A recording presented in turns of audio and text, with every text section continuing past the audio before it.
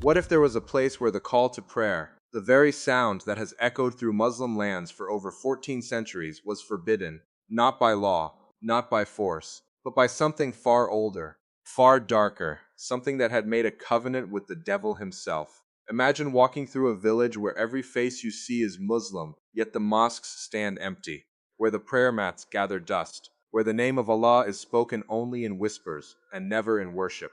15 years of silence. 15 years of souls trapped in a bargain they never fully understood. And if you're not subscribed yet, you might want to fix that. Because what I'm about to tell you isn't just another ghost story. This is a true nightmare from the heart of Indonesia, and trust me, you don't want to face what comes next alone. Here's what you need to understand before we descend into this darkness. This village, this seemingly ordinary patch of earth, harbors a secret that cost countless lives. A Satan worshipper named Molia held an entire community in spiritual chains, using a powerful jinn to grant their worldly desires in exchange for their souls. But someone killed him. Someone cut off his head. And now that jinn, ancient, hungry, and furious, has been unleashed upon anyone foolish enough to cross its path. 3 young students from a madrasa will find themselves trapped in this nightmare. One of them will discover that the blood running through her veins carries a curse she never asked for. One of them will be possessed by something that should have stayed buried. And by the end, not everyone will survive. This is the story of the village that silenced God. Let me take you back to where it all began. The night was deceptively ordinary in the Indonesian village of Pokan. The kind of night where the darkness feels thick, almost alive, pressing against the windows and doors of every home. Shopkeepers closed their stalls early, pulling down metal shutters with practiced weariness. Families retreated indoors, sharing quiet dinners before sleep claimed them one by one. To an outsider, it would have looked peaceful, serene even. But nothing about this place was serene. The camera opens on a house at the edge of the village, a house that locals had learned to fear without fully understanding why. This was Molia's home, a man who had built his reputation on miracles, healing the sick, restoring limbs, granting wealth to the desperate. They called him a holy man, a healer, a gift from God. They were wrong. Inside his home, the truth festered in shadows. Candles flickered across walls lined with strange symbols, relics of dark worship that had no place in any house of God. Jars of unknown substances sat on dusty shelves. Books with worn covers held secrets that could shatter minds. This was not the home of a healer. This was a temple to something far older, far hungrier, and far more dangerous.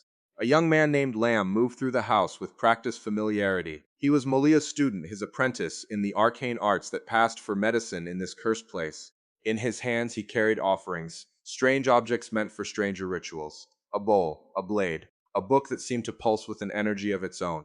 Lamb placed these items before an ornate portrait of Molia himself, the man's painted eyes seeming to follow every movement. The idolatry was blatant, shameless. Here was a man who had convinced an entire village to worship him as a conduit to the divine, while he himself worshipped something from the depths of hell. From a bottle of dark liquid, Lamb poured himself a drink. Alcohol, haram, forbidden, yet as commonplace in this house as the blasphemy that stained its walls. He raised the glass to his lips, but something made him pause. The lights flickered, once, twice, a stuttering pulse that sent shadows dancing wildly across the walls. Lamb called out to his master, his voice echoing through the empty corridors. No answer came. The silence stretched, heavy and wrong. The lights died completely, plunging him into darkness broken only by the faint glow of candlelight from the ritual room. Fear pricked at the edges of his mind, but he pushed it down.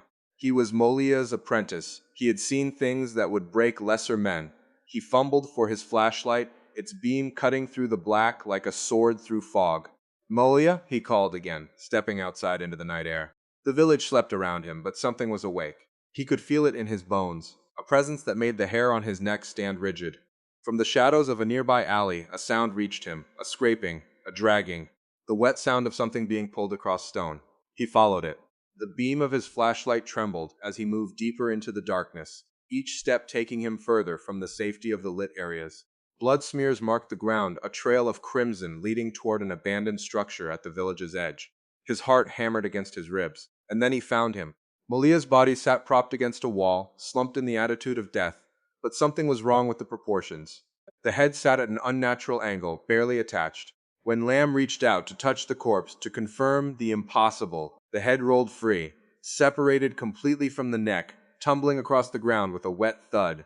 Molia's eyes stared up at nothing, glassy and void, his mouth frozen in a final grimace of shock or pain. Lamb's scream tore through the night, but no one came running.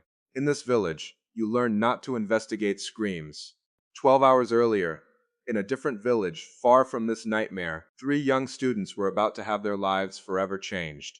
The camera found them in a sunlit clearing. Two young women and a young man, friends since childhood, their laughter echoing through the trees.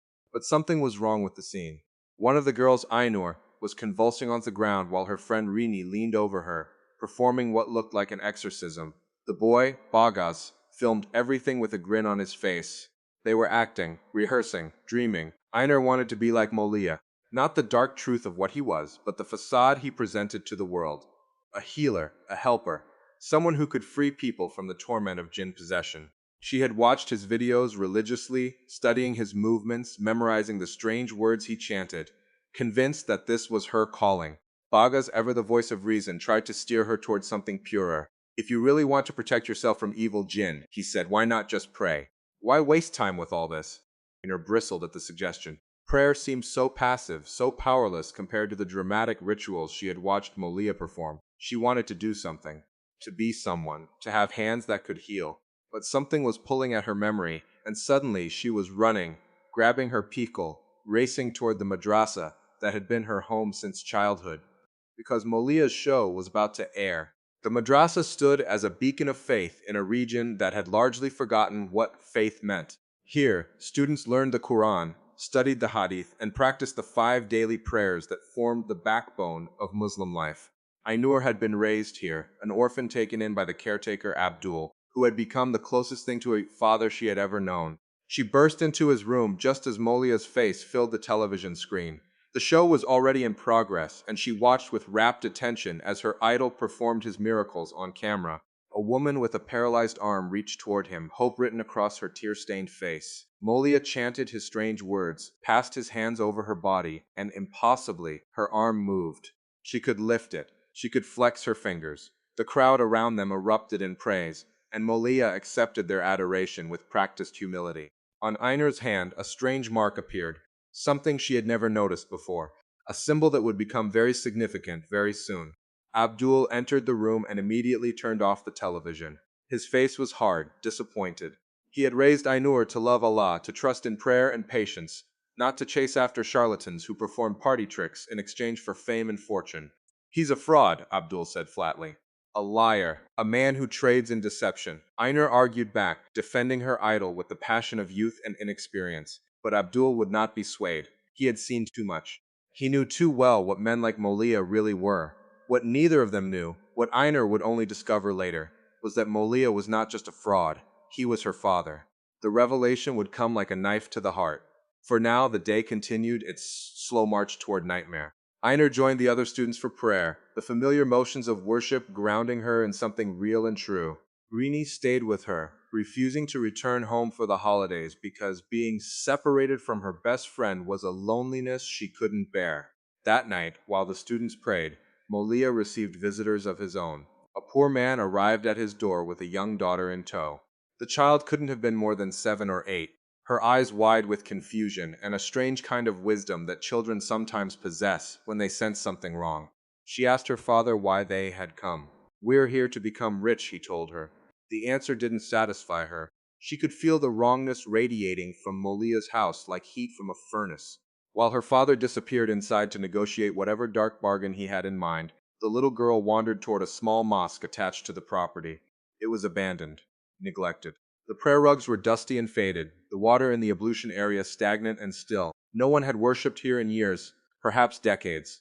But something in the child's heart pulled her toward prayer. She began to make wudu, the ritual washing before prayer, drawing water from a tap that sputtered and coughed before releasing its flow. And then, beside her, another tap turned on. No hands touched it, no one stood near it. It simply turned, water gushing forth as if guided by invisible fingers. The child's breath caught in her throat. She reached out to turn it off, her small hands trembling. The water stopped. She returned to her washing, trying to convince herself it was a malfunction. Old pipes, strange pressure, but something was watching her. From the shadows of the abandoned mosque, a presence emerged, ancient, hungry. The jinn that Molia had served for so long, the entity that had granted him power in exchange for souls.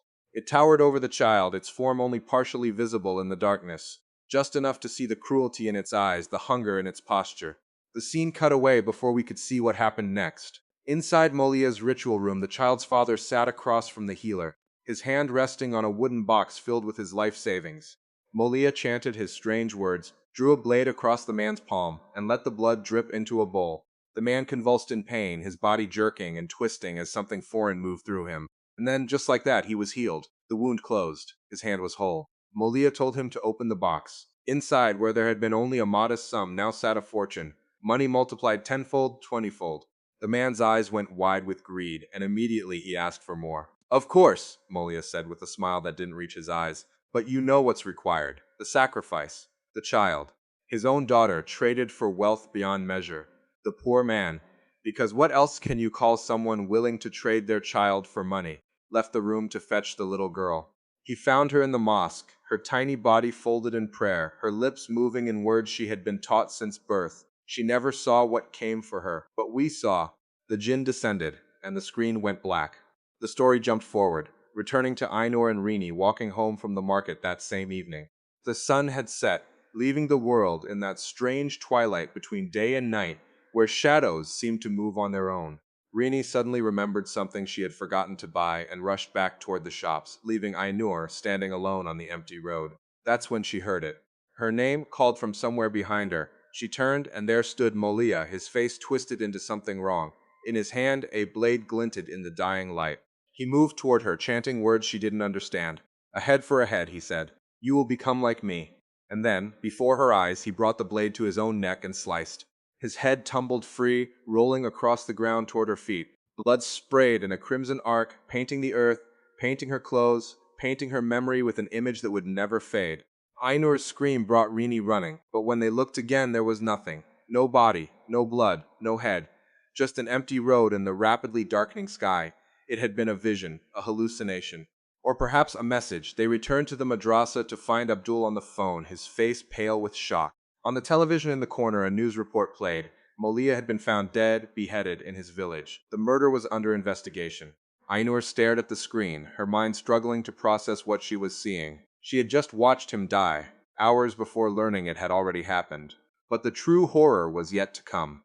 Abdul sat her down, his hands trembling, and told her the truth she had never known. Molia was her father. Her mother had brought her to the madrasa as an infant, entrusting her to Abdul's care, making him promise never to reveal her parentage. She had grown up believing herself an orphan, believing her father dead before she could form memories of him. The revelation broke something inside her. She had spent years idolizing this man, watching his videos, dreaming of following in his footsteps. And all along, he had been her father.